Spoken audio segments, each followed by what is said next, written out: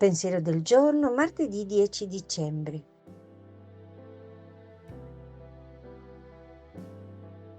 Consolare.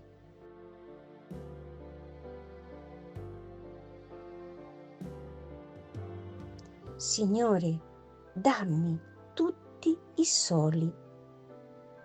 Ho sentito nel mio cuore la passione che invade il tuo per tutto l'abbandono in cui nuota il mondo intero. Amo ogni essere ammalato e solo.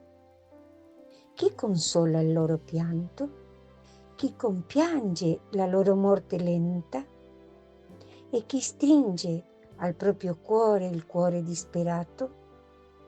Dammi, mio Dio, d'essere nel mondo il sacramento tangibile del tuo amore, d'essere le braccia tue che stringono a sé e consumano in amore tutta la solitudine del mondo.